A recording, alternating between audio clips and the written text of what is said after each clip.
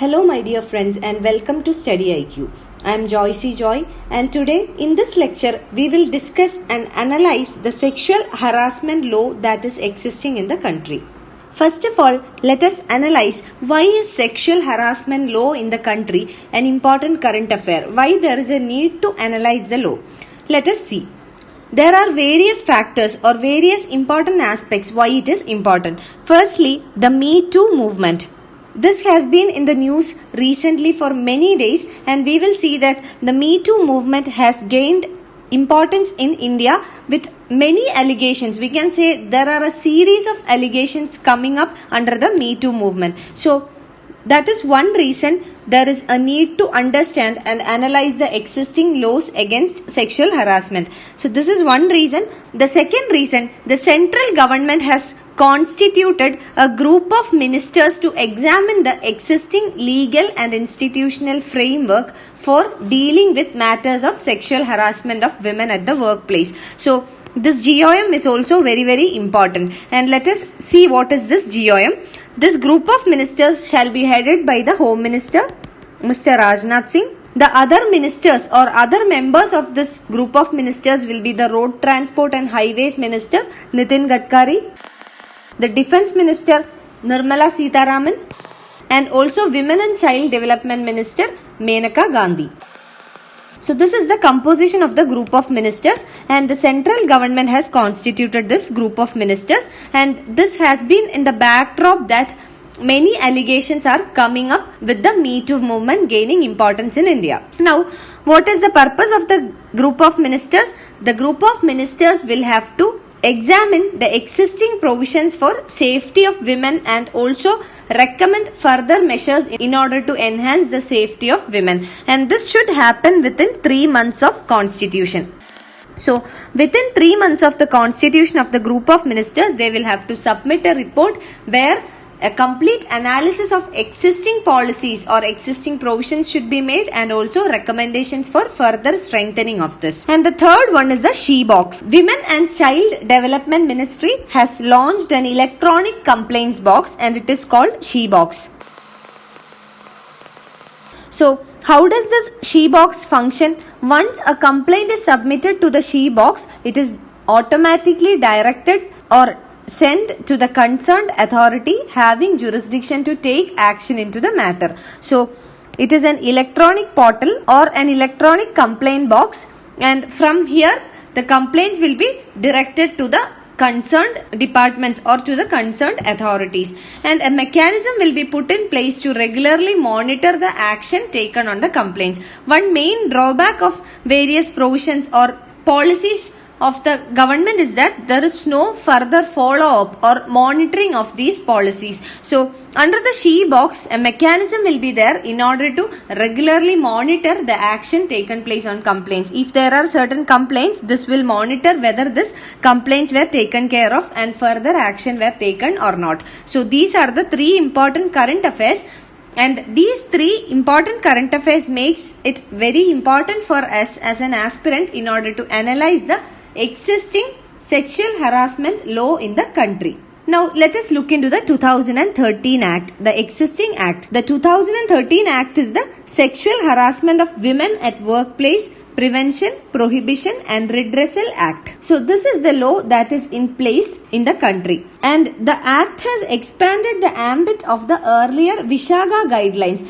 What is Vishaga Guidelines? Vishaga Guidelines covers the protection of women in any working environment. So the guidelines of the panel was further expanded or extended under the Act. Now under the Sexual Harassment of Women at Workplace Act of 2013, the range of workplace extends from domestic help in unorganized sector to clients and customers. So all these are covered under the 2013 Act. And what is the sphere of workplace?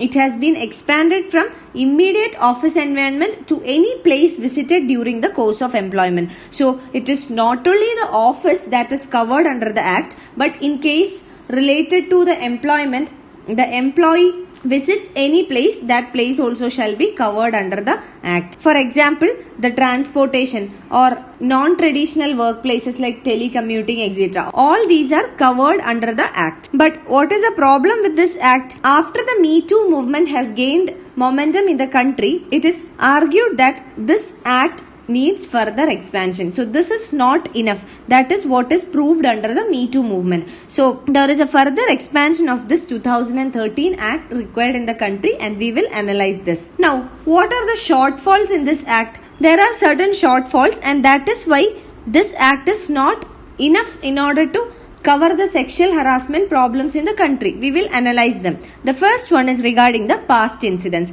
So if you observe the Me Too movement, we will see that most of the allegations are of past nature. Means many allegations happened many years ago, maybe 10, 15 or 20 years ago. Most of them are not of recent incidents. They are of past incidents. So the 2013 Act does not make it clear or obvious on how to deal with the past incidents. The Act offers no clue on how an organization should proceed when an employee stands accused of past events. For example, let us take an employee. Suppose he is working in a company ABC.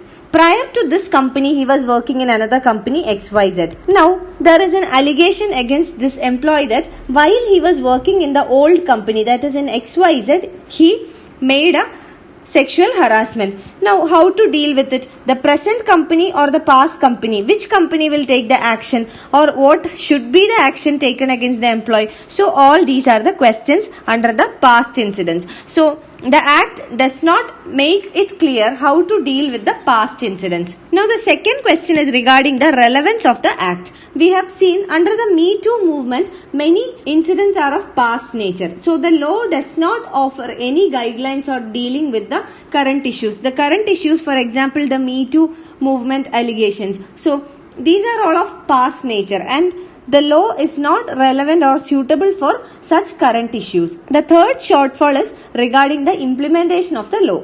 The law stipulates setting up of local complaints committee in every district for organizations with 10 or fewer employees.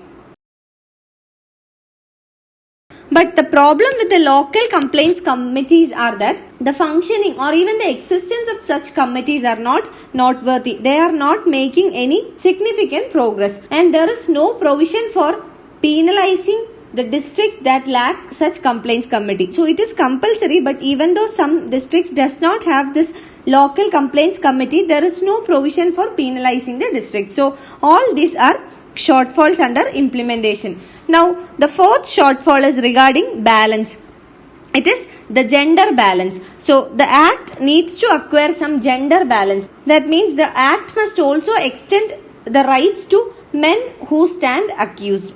That means the Act must extend the rights to women who stand accused. So, it is not only the men who are accused, but also the women who are accused must be brought under the Act. So, only then principles of natural equity will be ensured. So, the Act should be able to bring in a balance between men and women who are accused. Now, the fifth one is regarding the leadership. The leaders across the workplaces must be able to ensure that there is a formal system in the workplaces which is sensitive and responsive through proper mechanisms. So, if there is a proper mechanism or if there is a leadership in the workplace that will enhance this formal mechanism, the female employees or the employees who face sexual harassment will have a formal system where they can raise their complaints, they can register their complaints, and this formal system of leadership will be able to solve their issues. So, this will enable these workers to confidently come forward and register a complaint. So, in case of Me Too movement, what we have seen is women are coming to the public and sharing their experiences. What is the reason? And this happens many years after the incident has taken place. What is the reason? It is because there was an unresponsiveness in the formal channels. So, when the incident took place, there must not have been a formal channel, or if there was a formal channel at all, that formal channel would not have been so sensitive or responsive to their complaints. That is why they are coming to the public sharing their experiences. So, it is very important to have a proper leadership or mechanism that is in formal nature, which will take into consideration these complaints and will come up with solutions. Now, when we analyze the shortfalls of this Act and considering the current events, we will see that it is very important that the government come up with legislative initiative or a policy initiative which will extend the scope of this Act in order to include the current events or in order to accommodate the nature of the current events. You can find the PDF of this lecture on my Facebook page. I wish you all a very good day. Thank you.